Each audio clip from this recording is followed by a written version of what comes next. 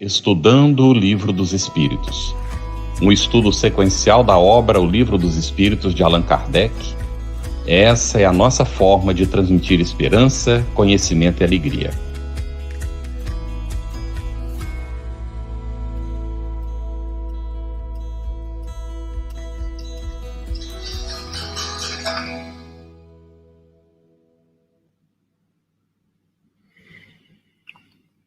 Olá, nossa saudação fraterna a você que nos acompanha nesse Estudando o Livro dos Espíritos. Hoje nós vamos estudar os itens 1 a 5 deste livro magnífico, que foi o primeiro codificado por Allan Kardec. Cris?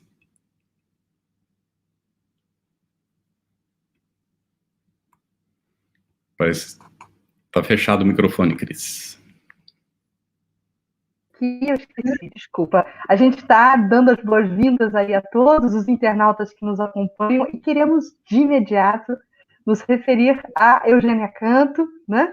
Nossa companheira, facilitadora também da noite de hoje. A Eugênia trabalha no Centro Espírita João Evangelista e colabora na Federação Espírita do Ceará, na coordenação da área mediúnica, e também é membro da ONG Grupo Espírita Casa da Sopa. Seja bem-vinda, Eugênia. Muito obrigada. Ótimo. Nós temos também conosco Romero de Matos Esmeraldo, que é médico, cirurgião de transplante de órgãos, residente em Fortaleza, também no Ceará, participa do Centro Espírita Casa do Caminho e Grupo Espírita Meimei, em Fortaleza, e também participa do Centro Espírita Sem Fronteiras.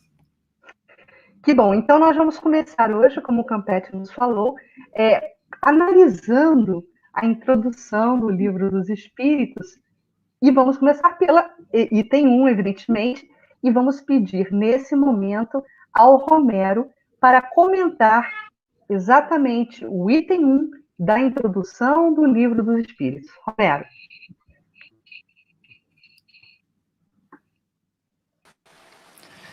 Boa noite a todos, boa noite Carlos e Cris, Eugênia, prazer estar novamente aqui. Nesse primeiro item, Kardec procura definir novos termos para designar coisas novas.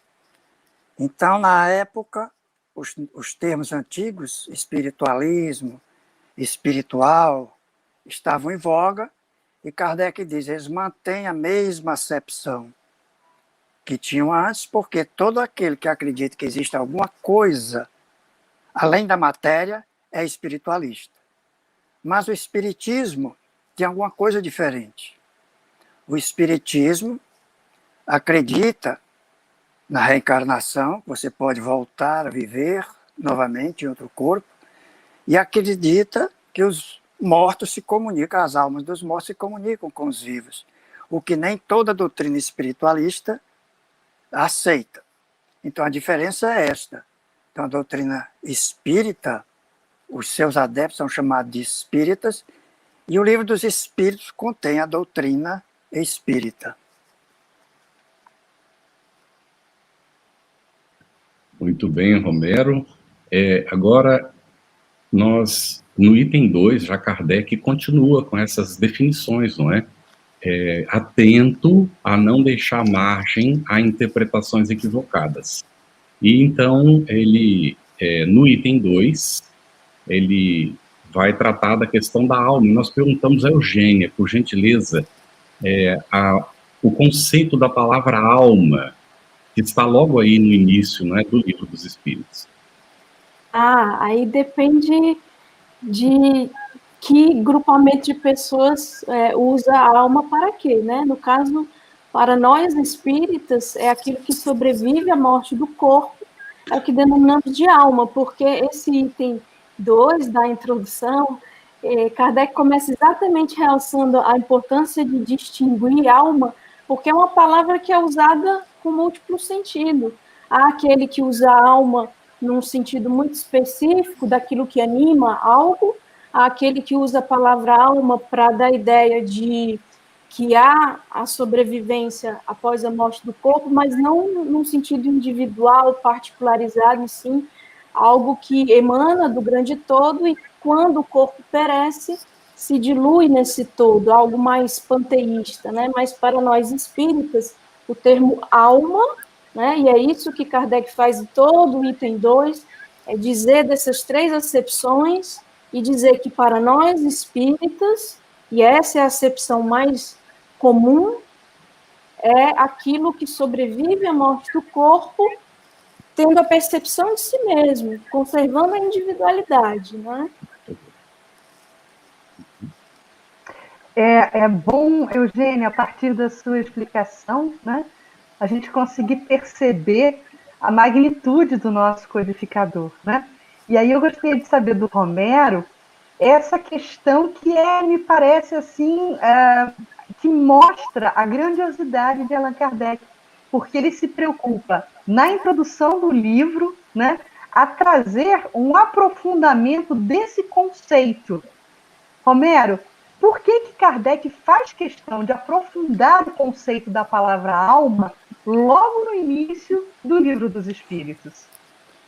Bom, um dos fatores é porque a alma, com esse sentido que ela tem, muitos deles, é uma das palavras, dos seres mais importantes para qualquer doutrina espiritualista, qualquer sentido. Né? Então, você, como ele disse, né, como ela tem também muitos sentidos, outros sentidos que a Eugênia já frisou um pouco aí, sentido materialista, sentido panteísta, e o sentido espiritualista, ela pode causar confusão.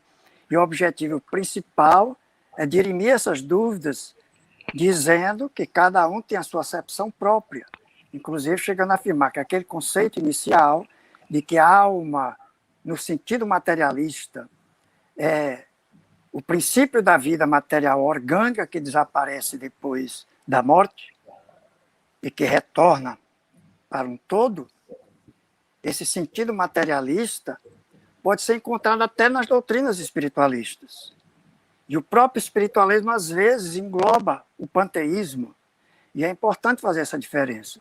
Só para citar um exemplo da doutrina espiritualista que concebe também um conceito de alma no sentido material, nós vemos que no livro do Gênesis, capítulo 9, versículos 4 e 5, ele considera que o sangue representa a vida e a alma, e que pedirá conta do sangue de cada um de vós.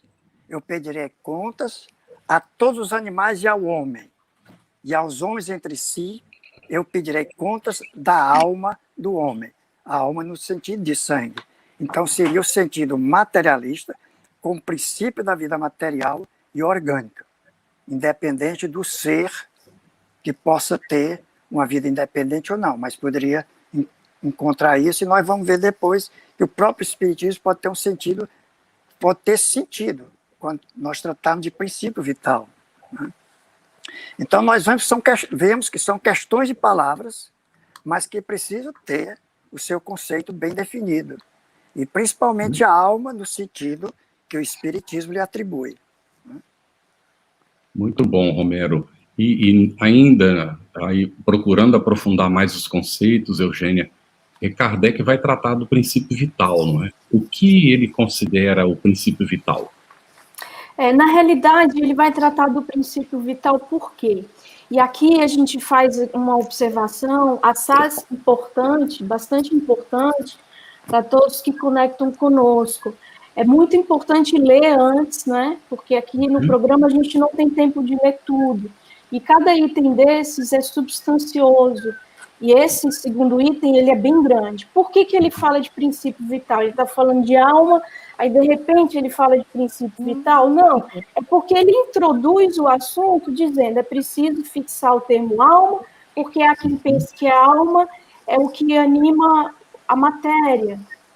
Há quem pense que a alma é aquilo que vem do grande todo, volta para o grande todo, a ideia panteísta.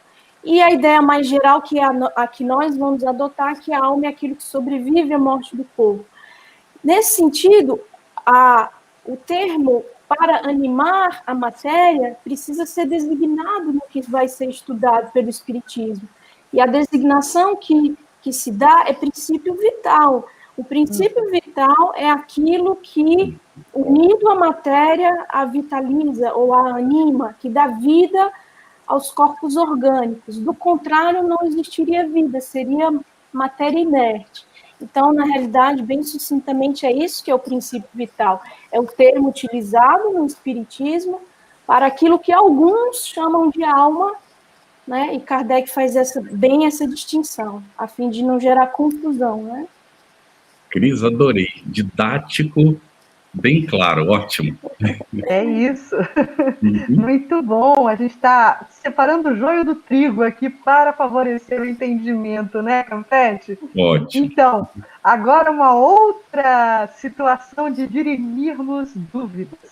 Romero, qual a diferença entre princípio vital e fluido vital? Muito bem, muito importante a pergunta.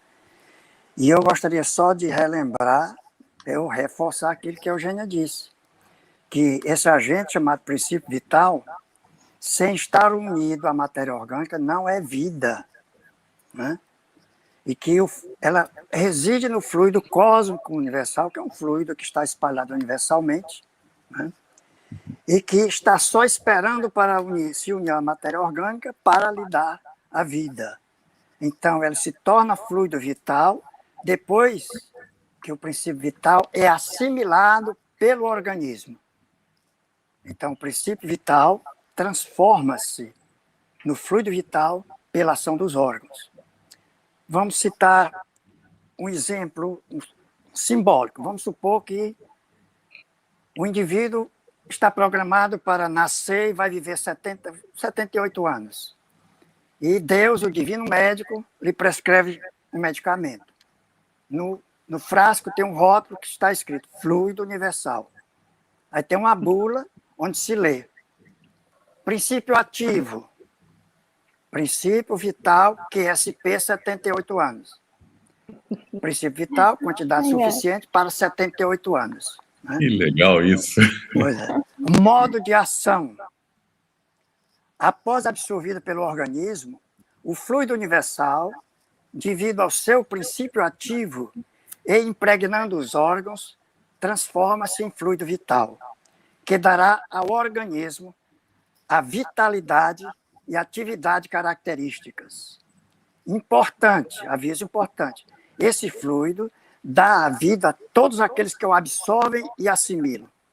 Óbvio que qualquer medicamento só faz efeito se você tomar e absorver.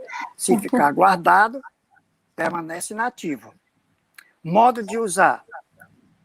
Tomar 5 gotas por dia durante 78 anos. Não tem efeitos colaterais e quem o toma fica cheio de vida, com muita disposição. Aviso importante também. O uso excessivo pode induzir ao hábito e terminar antes do prazo prescrito. Se você tomar 10 a 15 gotas por dia, o frasco esvaziará antes dos 78 anos. Né?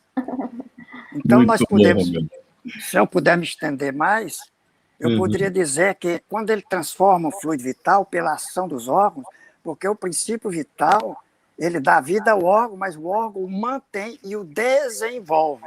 O que é desenvolver? É transformar em outra coisa mais complexa, pela ação dos órgãos. E nós sabemos que nosso organismo, tomando como exemplo o homem, tem diversas funções. Então, você pode, os órgãos produtores do sangue produzem um fluido vital muito importante, que é o sangue. É a forma mais grosseira, mais palpável do fluido vital. Eu acho que ninguém reprovaria se eu dissesse que o sangue é um fluido vital, porque ele tem todos os componentes essenciais para manter a vida, inclusive dar a vida a outra pessoa através da transfusão. Então, resumindo, o fluido vital é o princípio vital transformado pelos órgãos. Aqui muito bom. Pois eu queria, se puder me estender, nós estamos tratando aqui, com muita simplicidade, de uma maneira muito simples e clareza, de um assunto da maior importância científica, que é a origem da vida. Isso. Então, Franklin Harold, que é um biologista que estuda a origem da vida, ele publicou em 1995 um trabalho em que ele diz que a origem da vida é o mistério mais profundo em biologia, a despeito de todas as pesquisas dos investigadores em bioquímica pré-biótica, permanece completamente além de nossa compreensão. Este pode ser o problema mais fundamental em biologia e permanece grandemente sem solução.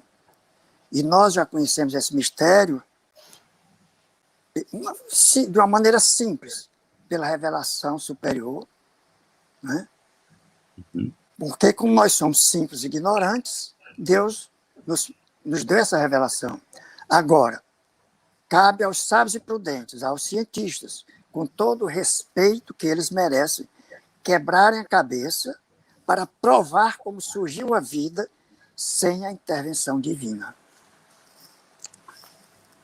Muito bem, excelente, Romero. Nós temos uma pergunta que apareceu agora do Eliseu, não é? E antes da gente avançar um pouquinho, a gente já atende a pergunta do Eliseu Marques de Souza. Ele perguntou aqui, sendo o fluido vital uma porção doada por Deus, poderíamos nós doarmos alguma quantidade a um amigo enfermo? E como fazemos essa doação? E teria alguma quantidade, certo? Então, nós vamos aprofundar esse assunto, né? Até ia comentar isso, que a gente vai voltar aqui, o Livro dos Espíritos, por enquanto é só a introdução, nós voltaremos ao assunto, mas comenta bem brevemente aí pra gente, Romero, essa questão da doação do fluido. Porque você disse que se a gente usar muito e mal, a gente gasta antes, mas a gente pode doar e isso aí não gasta, não é? Como é que fica? Exatamente. No Espiritismo, e em outras religiões também espiritualistas que eu tenho visto, existe a doação fluídica através do passe. Geralmente é uma doação que é misturada com fluidos espirituais, e você pode conseguir restabelecer uma pessoa, não de uma maneira instantânea, mas você pode dar harmonia, pode harmonizar, pode fazê-lo sentir melhor e retirar muitos dos problemas que às vezes a pessoa sente, né? Esse fluido é reposto. Se a gente gastar muito, os espíritos repõem, mas o fato de eu ter dito 5 gotas por dia, isso não quer dizer que você só vai tomar isso ou que você tem uma quantidade fixa. Não, você está absorvendo continuamente pela respiração, através dos poros perispirituais, através do alimento, que também tem fluido cósmico universal, de todas as maneiras. Então você doa. Então você não gasta esses fluidos. Como é que pode acabar antes do tempo, se você tomar demais? Você pode gostar da vida que você está levando. Você pode ser cheio de vida e querer gozar a vida com toda a irresponsabilidade, comendo, bebendo, dedicando-se à droga, seus órgãos vão falhar. E os órgãos, depois de algum tempo, eles não vão mais poder manter a função do fluido vital. Então você termina a vida antes dos seus 78 anos. É dessa maneira. Mas, de uma maneira geral, a transfusão é sadia. No magnetismo se faz isso, magnetismo ainda se pratica, e no espiritismo, o passe espírita faz a doação. Muito bem. O Ricardo Mendes, ele perguntou se teria possibilidade desse texto sobre o remédio citado, né, que é uma simbologia, naturalmente, que o Romero utilizou, e depois a gente vai ter, não é, a gente pediu para o Romero para escrever para a gente essa ideia, que foi muito interessante, muito didática, para explicar o funcionamento, não é? Mas bem entendido que é um símbolo, viu, Ricardo? E aqui, para ti agora, Eugênia, olha, logo depois de falar sobre o princípio vital e o fluido vital, gente, nós voltaremos a isso, viu? Esses dois assuntos, princípio vital e fluido vital, merece aprofundamento. Nós estamos na introdução, calma lá. Então, Eugênia, Kardec faz logo em seguida um resumo interessante sobre os seres orgânicos. Você poderia comentar sobre isso, assim, para a gente, por gentileza? Sim, na realidade, e complementando também isso que você fala, Campete, o pessoal está curioso, lá no 4º capítulo da primeira parte é só sobre princípio vital, então calma lá, fica com a gente, né? Até fica aqui acompanhando o programa. Kardec vai dizer que a vida material orgânica ela é comum a vários seres, não é? E que a inteligência e o pensamento já nem todos. Então, a vida orgânica, material, ela é comum, por exemplo, a plantas, a animais e a nós. Mas o pensamento e a inteligência somente aos animais e aos seres humanos. E aos seres humanos, tem também, nós seres humanos, uma outra característica que distingue das outras duas classes, vamos dizer assim, né? Que é a faculdade de criar, de reconhecer-se, de reconhecer potencialidades futuras, de reconhecer Deus, o Criador, né? Então, tudo isso compõe nós, seres humanos, mas que o princípio da vida está tanto em planta quanto em animais e humanos. Muito bom. E já estamos nos encaminhando para o item 3 da introdução, e eu vou provocar de novo o Romero. Romero, Kardec, nesse item 3, né, ele acaba se dirigindo a um público-alvo muito específico. A quem Kardec afirma dirigir-se com a obra O Livro dos Espíritos, e por quê?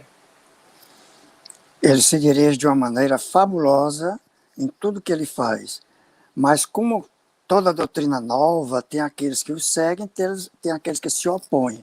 Então ele procura responder aos opositores da doutrina, mas não tem a pretensão de querer convencer a todos. Então ele se dirige especialmente àqueles que não têm ideia preconcebida, àqueles que têm boa fé, e especialmente àqueles que desejam se instruir. E vai mais um pouco mais além, porque ele demonstra que a maior parte das objeções feitas pelos opositores resultam de uma observação incompleta dos fatos observados e de juízos imperfeitos e superficiais. Então, ele realmente procura se endereçar especialmente a essas pessoas. Muito bom. Olha, o Carlos, ele está voltando daqui a pouquinho. Eu e ele hoje, estamos nos alternando na ausência de fluido vital de internet aqui para ficar com vocês. Mas já o Carlos volta, ele está já se reconectando. E aí, Romero, enquanto ele não volta, só para a gente sublinhar isso, né? Porque talvez essa recomendação seja sempre valiosa. O Livro dos Espíritos, ele é lançado concomitante com o lançamento da Revista Espírita, que Kardec, a partir do que você pontuou na sua resposta, também se utilizava como grande comunicador que era também, né, além de um grande homem de ciência, era um exímio comunicador. E ele tinha na Revista Espírita, né, Eugênio Romero, como um veículo laboratório exatamente para poder estabelecer esse diálogo com os seguidores, né? Aprofundando questões, criando esse canal de interlocução, mas também como um canal de debate com os detratores, com aqueles que perseguiam o espiritismo, né? E é por isso que a gente recomenda, não é, Romero, a leitura da Revista Espírita, que infelizmente é muito pouco acessada, né? Em comparação com as obras básicas, né? Mas então, aguardando ainda o Carlos, eu vou jogar... Ah, Carlos voltou. Estava te esperando para jogar a pergunta para a Eugênia, Carlos. Pode passar a pergunta para a Eugênia, que eu tenho que abrir o roteiro de novo. Pode passar. Tá bom. Então, Eugênia, a gente vai te perguntar o seguinte. Nesse item 3, na introdução, né, item 3, o que Kardec comenta, né, sobre... Aliás, essa pergunta continua sendo para o Romero, depois a gente joga, Carlos, depois você joga a próxima pergunta para a Eugênia.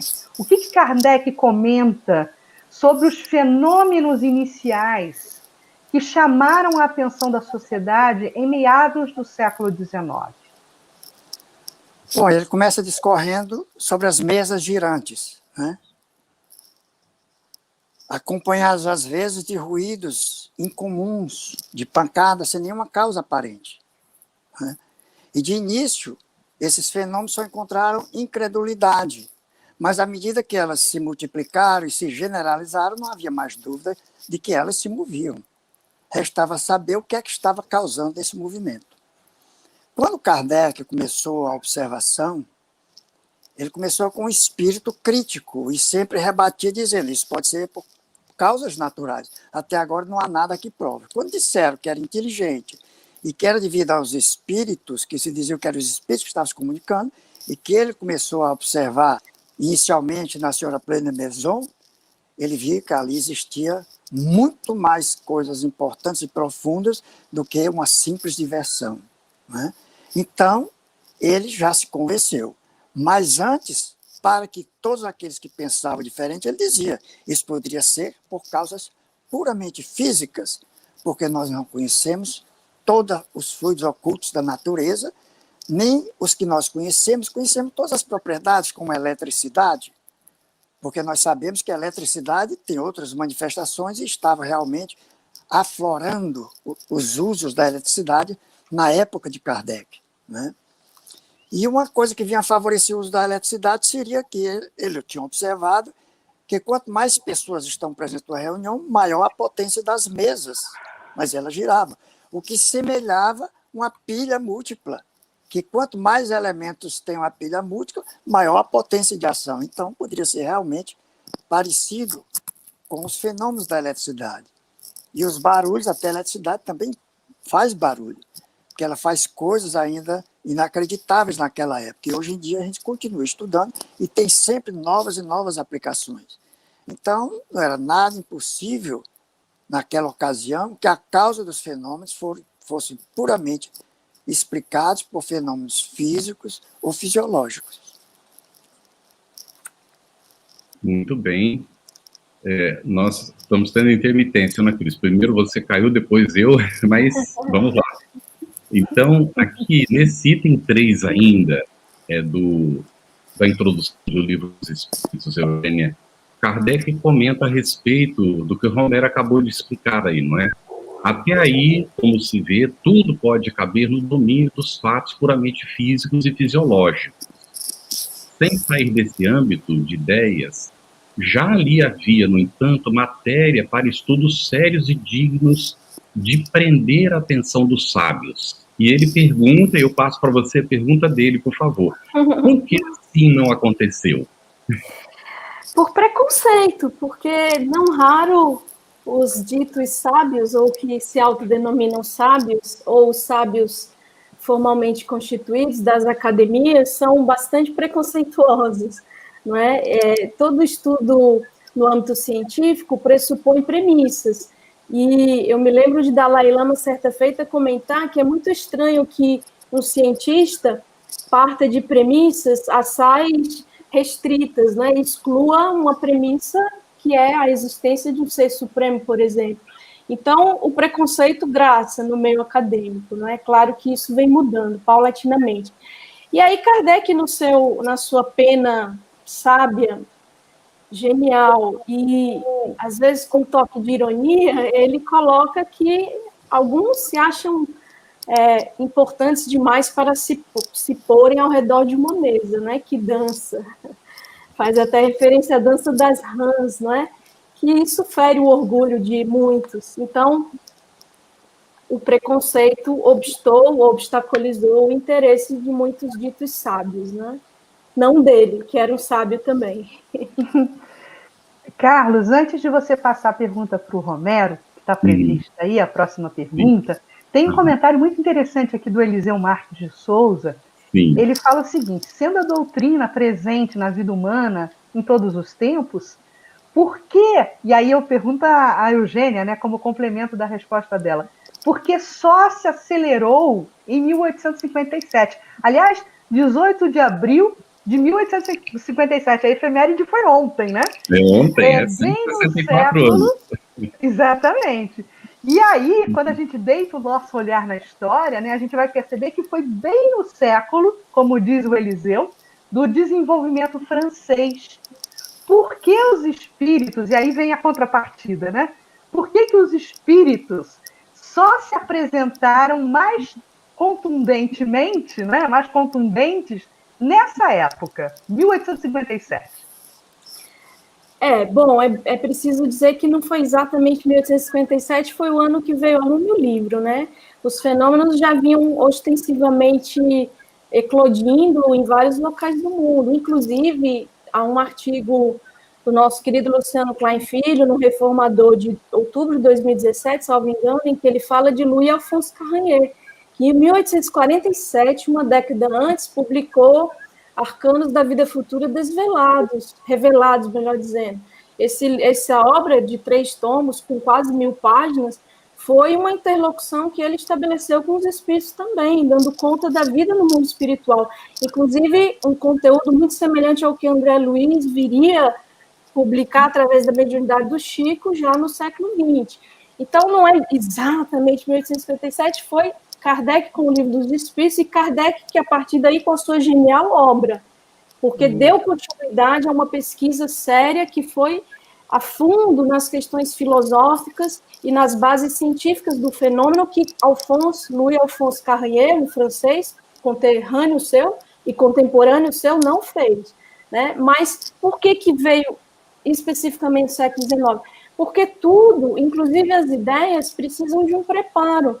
Se a ideia ela é muito vanguarda para uma época e vem de forma prematura, sem os elementos sociais, científicos, sem as cabeças pensantes que podem debruçar-se sobre ela a fim de desenvolver o pensamento e ali estabelecer o fundamento, elas perecem, elas morrem. É como lançá-las em solo árido, em solo que não tem profundidade para absorvê-las e elas assim crescerem e futuramente frutificarem e frutecerem. Então, tudo tem o seu tempo em a natureza.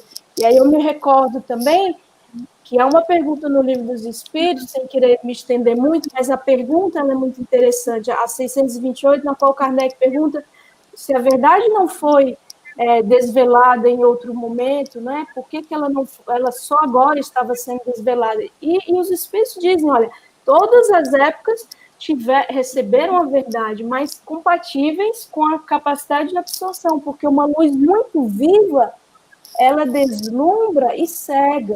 Então, tudo tem seu tempo. Era preciso que a França, como coloca a Cris, tivesse também preparado os seus pensadores, os seus intelectuais.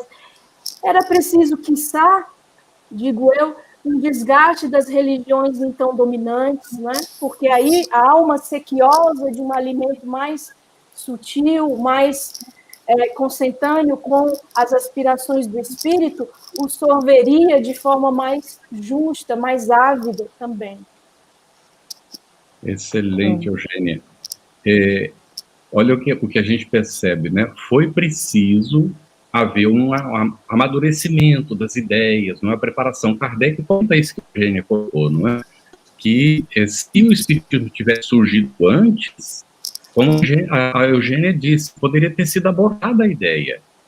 Veja o que aconteceu em 1500, quando surge a Reforma, que já era aquela revolução no pensamento religioso, não é? Aquela tentativa de mudança, em que Lutero vai apresentar aqueles princípios, e ali vai dar uma abertura para a vinda do Consolador, porque até então a Bíblia estava restrita aos padres. Eles só que interpretavam. Não havia nem traduções, tinha que ler em latim, e eles eram preparados justamente para poder ler em latim. Aí Lutero vai fazer uma coisa que foi importantíssima para a preparação da vinda do Espiritismo. Traduziu para o alemão a Bíblia. E a partir dali, então, começam as traduções para os outros idiomas, abrindo a era da possibilidade do livre interpretar, que era fundamental para que viesse o Espiritismo. Então, é isso aí, Eugênia, sem amadurecimento no momento próprio, e o próprio Kardec mesmo, ele vai comentar que os espíritos alertam para ele, colocar as ideias, esperar o amadurecimento para depois apresentar as outras, senão não haveria como as pessoas absorverem. Era preciso vencer muito preconceito. E nós nos acomodamos, né? Nós normalmente nos acomodamos no nosso status quo e resistimos ao novo. Até hoje continua acontecendo, apesar de tudo, né, desse avanço da tecnologia, ainda temos essas dificuldades. Mas, Romero, dentro disso, inclusive, à época, a ciência tinha estabelecido um critério que era para que alguma coisa fosse considerada comprovada, que pudesse ser repetida o mesmo resultado nas experiências, não é, em laboratório ou nas circunstâncias que a ciência estabelecia. Então, Kardec, ainda nesse item 3, não é, ele examina esse assunto e pergunta: contra a realidade do fenômeno, poderia ser induzido alguma coisa da circunstância de ele não se produzir de modo sempre idêntico, conforme a vontade e as exigências do observador? Muito bem. O que acontece? Os observadores, naturalmente, negaram a existência do fenômeno justamente porque eles não se conformaram aos padrões experimentais dele. Por quê? Provavelmente por um método dedutivo, em que eles já tinham ideia, talvez até com ideias preconcebidas, esperavam que os fenômenos se repetissem como normalmente deve ser repetido numa experiência científica. Mas não levaram em consideração, primeiro, que era um fato novo, deveria existir leis novas, né, que precisam ser estudadas. E se dentro dessas leis tem inteligências que têm a sua própria autonomia, eles normalmente não se submetem à nossa vontade. Então não vão fazer exatamente aquilo como querem que os cientistas exigem. Então foi por essa razão que muitos deles negaram o fenômeno, quando na realidade as mesas continuavam a girar e as informações continuavam a vir, né? Então foi essa a razão principal, e o que a gente se deduz mesmo, ou induz, é de que, como eram fatos novos, deveria existir novas leis que precisavam ser estudadas. Não era somente ser estudadas superficialmente, tinha que ser de uma observação demorada e cuidadosa e perseverante. E foi isso que Allan Kardec fez. Muito bom, Romero. Olha, agora a pergunta para a Eugênia. Como a neutralidade é algo difícil de ser alcançado e sempre tem os arautos da desconfiança, né? A gente sempre tem os do contra, né? A minha pergunta para você é a seguinte: a alegação de algumas pessoas, Eugênia, de que há e havia à época frequentemente fraudes nessa questão dos fenômenos. O que dizer disso? Olha, eu aludo Kardec em algum momento, não me recordo onde, ele faz alusão de que, acho que é nos livros dos médiuns, porque lá no livro dos médiuns, no 4º capítulo da primeira parte, ele traz exatamente a análise de cada sistema que as pessoas conceberam na tentativa de dizer, olha, não é espírito, é isso aqui. Ou é charlatanismo, ou é loucura, ou é alucinação, ou é o músculo estalante, ou é o reflexo do pensamento das pessoas. Então, na realidade, ele diz assim, em algum momento ele vai dizer assim, Kardec, que por haver vinhos falsificados, não significa que não os haja bons, vinhos de qualidade. Então, isso em qualquer campo. Romero é médico, né? Então, por haver médicos que falsificam, que fraudam, não significa que haja médicos bons. Cada um aqui na sua seara, no seu trabalho, por haver aqueles que enganam, que falseiam, não significa que não os haja sérios e que mereçam confiança e que tenham grande utilidade. Então, isso não significa nada, haver quem falseie, haver quem engane, né? Não é indício de que não haja o fenômeno ou de que seja sempre um embuste. Pelo contrário, vai haver gente que vai querer se aproveitar, sim. Inclusive, Kardec, ele é tão sábio que ele coloca, a nós, espiritistas, interessa também desmascarar os embusteiros, né? Importa distinguir a fraude e o embuste do fenômeno legítimo.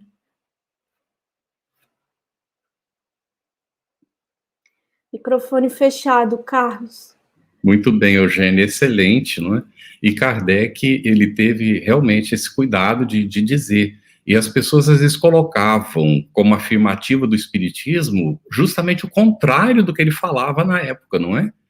E, Romero, Aqui apareceu uma pergunta de Ideuci Maria de Andrade, vamos ver se a gente consegue entender a proposta.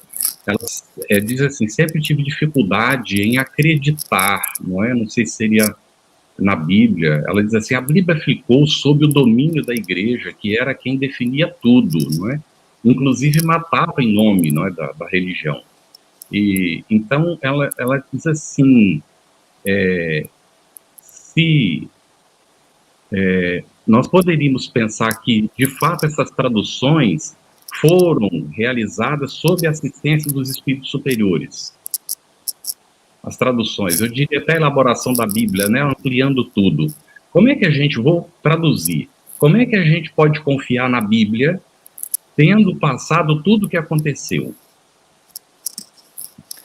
Nós estamos falando, mais especificamente, do Antigo Testamento, não é isso? Uhum. E do Novo também depois, né?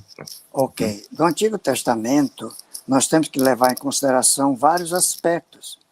A imposição das leis, que são divinas, a maioria delas, pelo menos os 10 mandamentos, veio por inspiração divina para Moisés e para os seguidores. E Moisés, para controlar aqueles seres, aqueles espíritos, sejam encarnados realmente, dos hebreus ainda muito rebeldes, que vinham da escravidão, adoradores de muitos deuses, que realmente impor a doutrina monoteísta e impôs leis muito severas e muito adequadas para aquelas pessoas na época.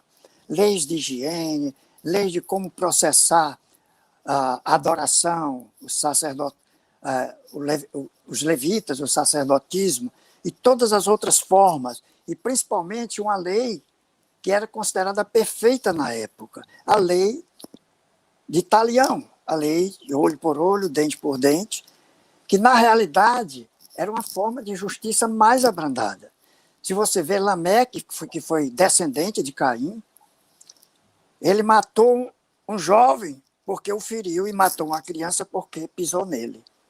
E ele disse, mulheres de Lameque, foi o primeiro polígamo da história, teve 2 mulheres. Mulheres de Lameque, se Caim for vingado 7 vezes, Lameque será vingado 70 vezes 7. Quer dizer, ele teve um exagero na sua vingança, mas ele achava que era mais compensador a dele, porque ele estava se vingando de uma injustiça feita a ele, considerada.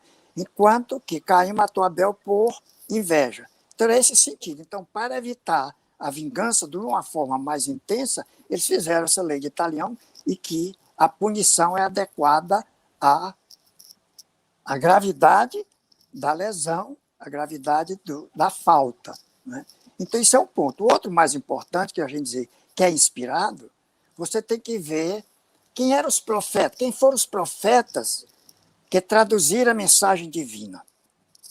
Eram grandes homens, respeitáveis, mas nós sabemos que pela mediunidade, os médiuns, que são os profetas, eles muitas vezes intercalam as suas condições, o seu conhecimento, as suas tendências na comunicação, e às vezes inconscientemente. Eles interferem na comunicação que dizem Senhor, que vem do Cristo. E muitos deles alertavam por aqueles que dizem, eu sonhei, quando na verdade eles corriam e eu não estavam com eles. Quer dizer, Deus não estava com eles estavam falseando, mistificando. Né?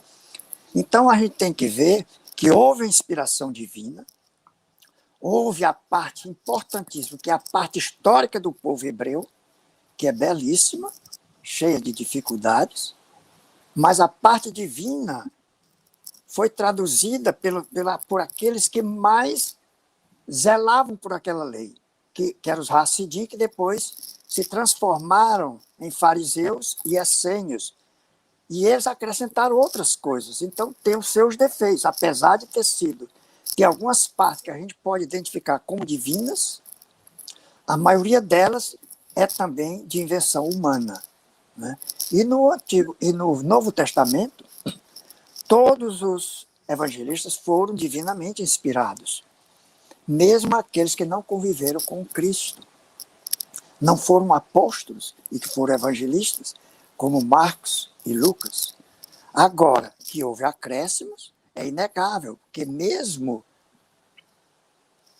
os historiadores, aliás, os grandes adeptos, seguidores, discípulos primitivos, eles reclamavam, primeiro do estado dos evangelhos que estavam decadentes, e depois das muitas corrupções, acréscimos que se adicionaram, isso antes ainda do Concílio de Nicéia.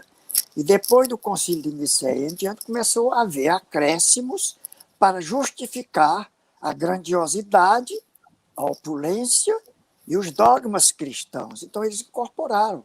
Existe o dogma da Santíssima Trindade, que foi iniciado no Concílio de Nicéia e depois, em 381, no primeiro Concílio de Constantinopla, que existe firmado à parte no Evangelho e que o copista seguinte incorporou como fazendo parte do texto. Então, é verdade que houve acréscimos, mas o que nós temos que dissecar, o que nós temos que compreender é que a mensagem de Jesus está toda intacta nos evangelhos. Kardec fez uma grande coisa, tirou todos os ensinamentos morais do Cristo, que são elevadíssimos, para que não fossem contaminados com interferências outras. E isso demonstra a grandiosidade de Jesus, que seus princípios estão presentes e exalam de cada página do Evangelho, e nós compreendemos. São verdades eternas, como eternas são essas verdades do Consolador. Cris, um momentinho. Emmanuel diz justamente isso que Romero está afirmando, que apesar de todos esses acréscimos, a mensagem cristã está intacta, não é? E o Espiritismo vem como consolador prometido justamente resgatar essa essência para nós. Excelente. Vamos lá, Cris, tem uma pergunta aí da Andréia Mena Barreto, né? Vou te roubar rapidinho, Eugênia, antes de você provocar a próxima pergunta para ela. Eu queria perguntar para você, Eugênia, o seguinte: a Andréia coloca aqui que tem uma dúvida. Se Kardec não era espírita, quer dizer, não se entrega à questão, né, do espiritismo, porque nos livros ele faz análise em cima do que os espíritos colocam, já que eram espíritos mais elevados, espíritos superiores, diz ela, creio eu, pois desvendavam a ele a verdade da vida. Então, essa sinergia aí de confiança, digamos assim, na própria obra, né, que se apresentava a ele naquele momento, se deu por isso, por esse lastro, e aí entra talvez uma expressão famosa e importante, se deu por conta da fé raciocinada, Eugênia?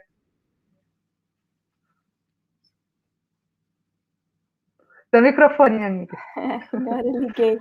A pergunta da Andréia me faz, primeiro, pensar em uma distinção que precisa ser bem posta, é que o termo espírita surge com Kardec, né? Então, não faz sentido, assim, ele não era e ele se entrega aos fenômenos, assim, ele que cunha o termo, né? Então, de fato, ninguém era antes dele, porque ele que inventou o termo espírita, tá? Mas ele era cético até que ele foi chamado a observar as mesas, que é o que trata o próximo item da introdução, né? Até então eram fenômenos puramente de pancadas.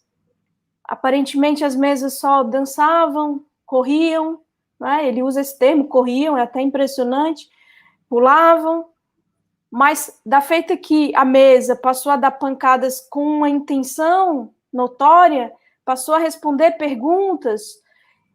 Quando ele ouviu sobre isso, ele, cético que era, desconfiou. Era cético, mas não era preconceituoso e prevenido, no sentido de, não, isso não faz sentido para mim, eu não quero nada com isso. Ele ouviu de uma pessoa, um tanto exaltada, o seu Carlotti, que era corso, e diz, segundo ele, as pessoas, os corsos são, assim, exaltados, empolgados, então ele não deu muito crédito, apesar de conhecer ele há 25 anos.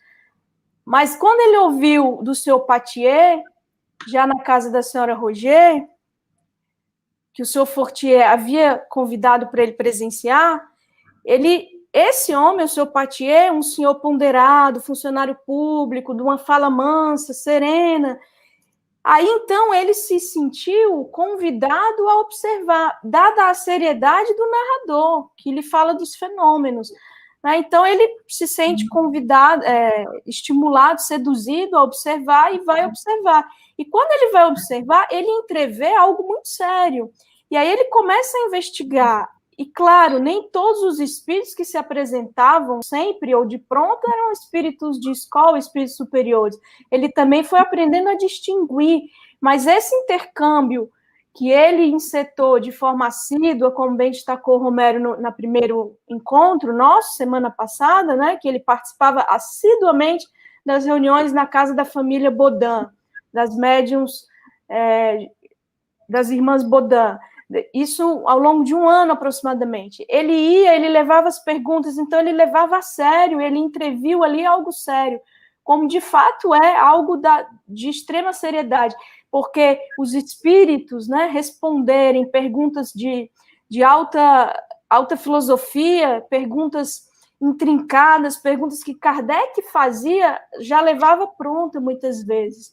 Então, a partir daí, ele foi naturalmente foi surgindo um corpo de doutrina, um livro, uma obra. E aí os espíritos começaram a desvelar também que essa obra devia ser publicada, e assim surgiu o livro, né?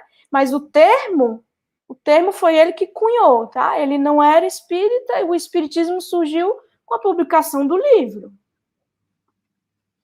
Muito bem. Aqui para o Romero, não é, antes de passar adiante, há uma pergunta do Eliseu Marques.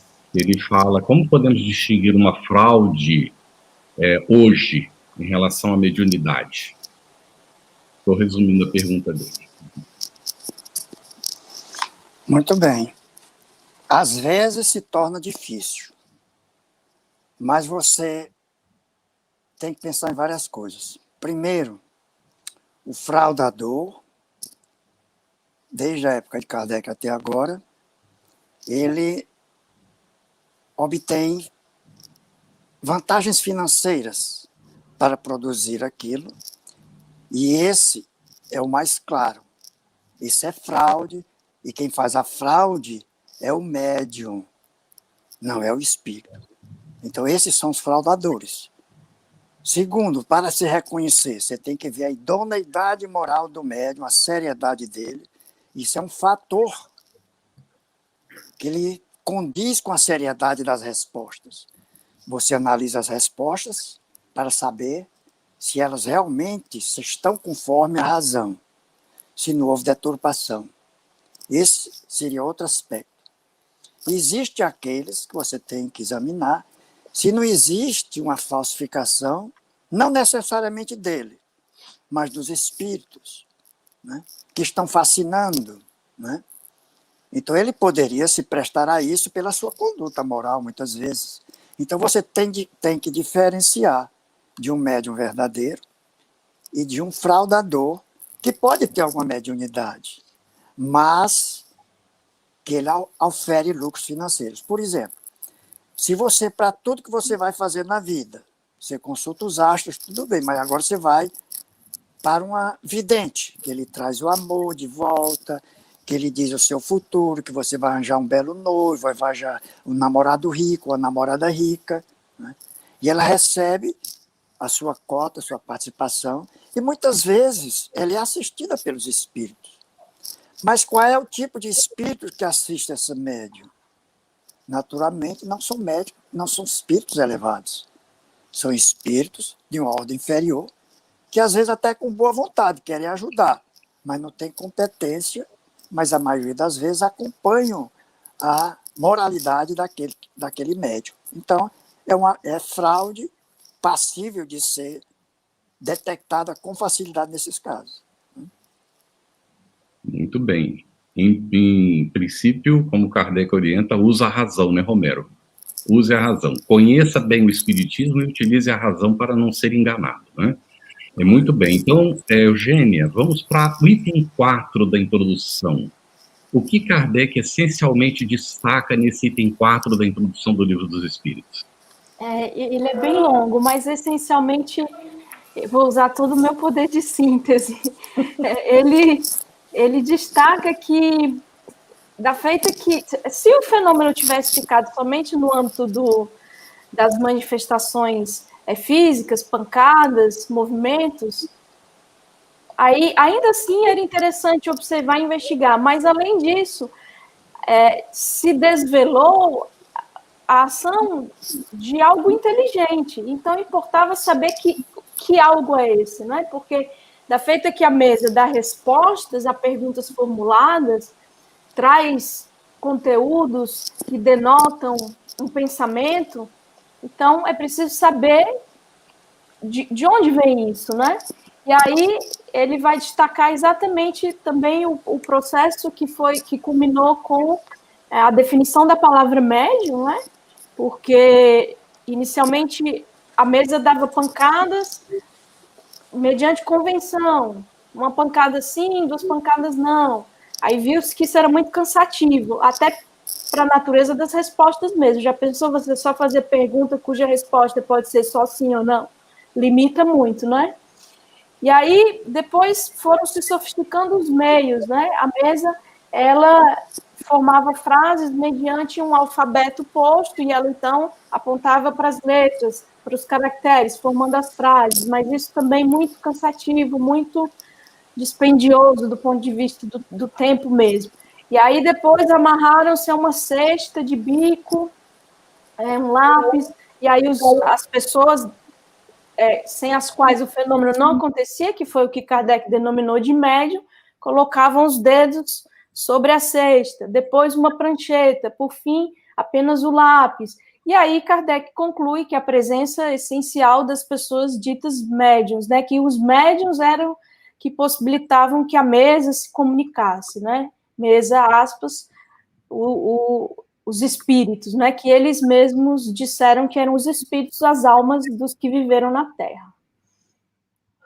Muito bom. E exatamente nesse processo da evolução do método, né, eu quero perguntar ao Romero para apresentar já na introdução, né, item 5, no item 5, aliás, da introdução, nos apresentar, Romero, um resumo do que Allan Kardec examina exatamente nesse quinto item da introdução do Livro dos Espíritos.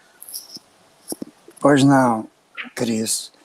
É um pouco parecido com o que a Eugênia falou, mas inicialmente é uma continuação. Kardec chama atenção para alguns pontos, e o primeiro foi o reconhecimento de que a cesta e o lápis, a prancheta, né, que se usava desde 1853, e foi por sugestão de um espírito que se passasse das mesas para a cesta, e cujo uso foi isso indicado, era apenas um apêndice da mão do médium, porque o médium tomava do lápis e, incontrolavelmente, involuntariamente, ele tinha aquele impulso e começava a escrever num ritmo quase febril.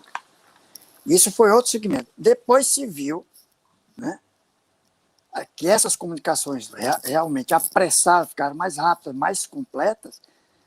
Surgiram depois outros tipos de mediunidade, de faculdades mediadoras, como Kardec chamou, né? E as comunicações podiam ser feitas sem o concurso da mão do médium, nem do lápis. Podiam ser feitas pela visão, pela audição, né? Pelo tato, né? Além da psicografia. Depois ele passa a examinar qual é o papel que o médium exerce nas comunicações, tanto a parte mecânica ou moral que ele possa ter nelas. Então ele diz que para a observação dos movimentos da cesta, sob a influência do médium, o que é que acontecia? O médium encostava os dedos, só fazia encostar os dedos nos bordos da cesta, e ela começava a escrever, voltava e escrevia. Ele não tinha nenhuma influência sobre a imprimir na direção que o lápis discorria. E se eram dois ou mais médios que encostavam o dedo, mais impossível ainda, se é possível dizer isso, mais difícil ainda de que eles pudessem exercer essa influência. Outro fato que ele analisou concernente ao médium, que para mostrar que não adivinha dele, era a mudança radical das escritas, na maneira como o espírito escrevia, como se cada espírito tivesse uma escrita diferente e que ela mesma se reproduzia cada vez que ele voltava a escrever. Isso foi um fator muito importante. E aquilo que a Eugênia falou no início também, das comunicações, das respostas dadas, que eram muito elevadas, principalmente as respostas abstratas e científicas, que estavam muito além do conhecimento dos médiuns e do alcance intelectual deles. Você citou as irmãs Baudin e senhoritas Baudin. Julie e Caroline Baudin tinham 14 anos e 16 anos. Qual era o conhecimento intelectual, o alcance intelectual dessas médiuns? Qual era o conhecimento superior que elas tinham? Quando eu comecei a ler o Livro dos Espíritos, que eu achava as respostas fabulosas, eu tentei responder algumas questões que Kardec fazia, ocluindo as respostas e tentava responder.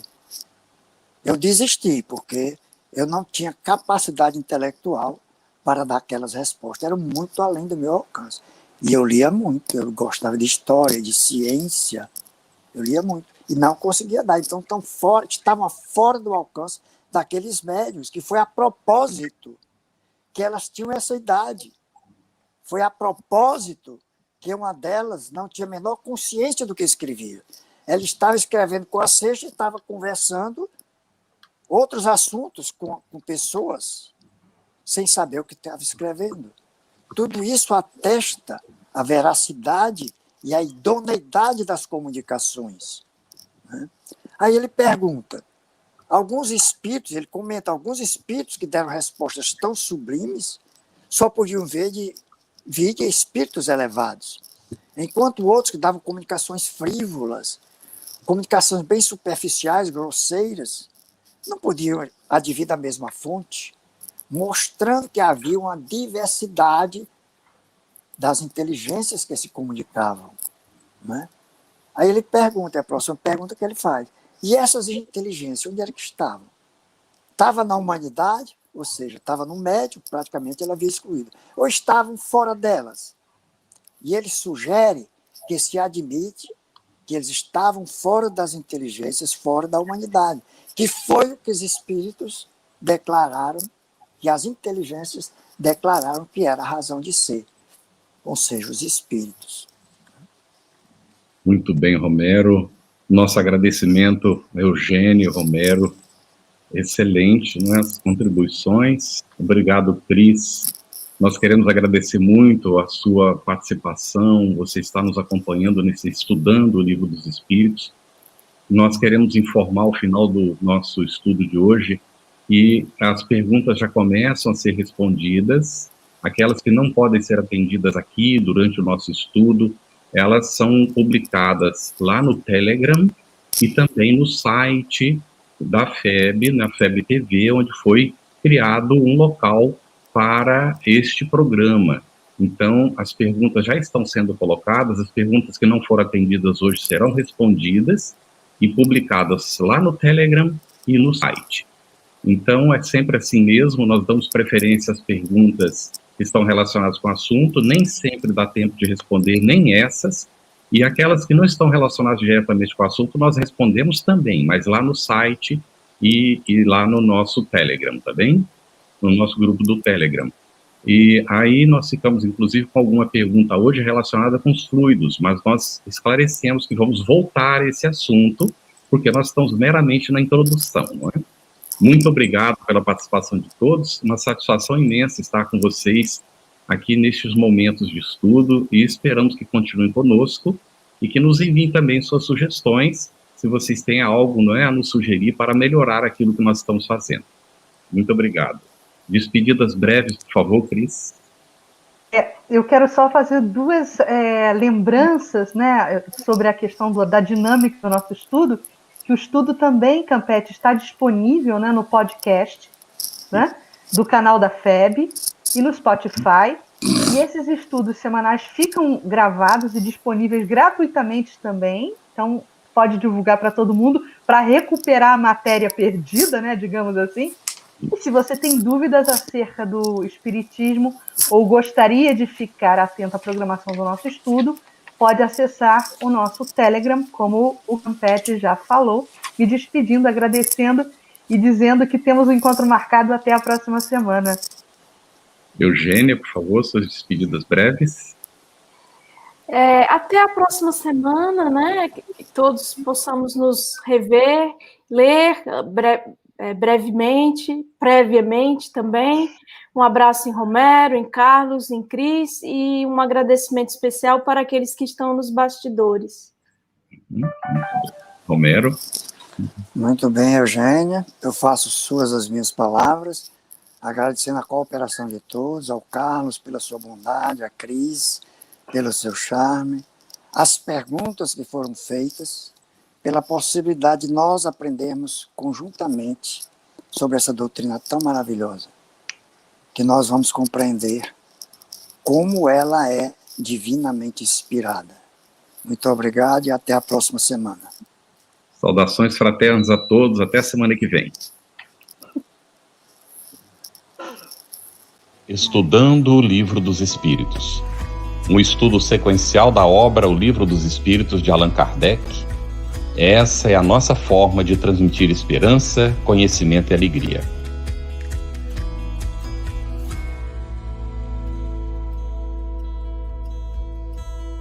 Aproveitando a minha expressão de gratidão, dizer que tu continues a participar, colaborando tanto quanto possível, para que esta proposta de amor e de paz continue a celebrar a vida por mais longos anos, porque a necessidade do mundo é impiedosa, crescente. E nós não podemos, que vivemos o bem, ficarmos ociosos, parados e contemplando, achando que Deus vem fazer aquilo que nós precisamos fazer. Minha gratidão, o meu abraço e o meu terno convite para que continuemos juntos com a FEB TV no ar, brilhando luz.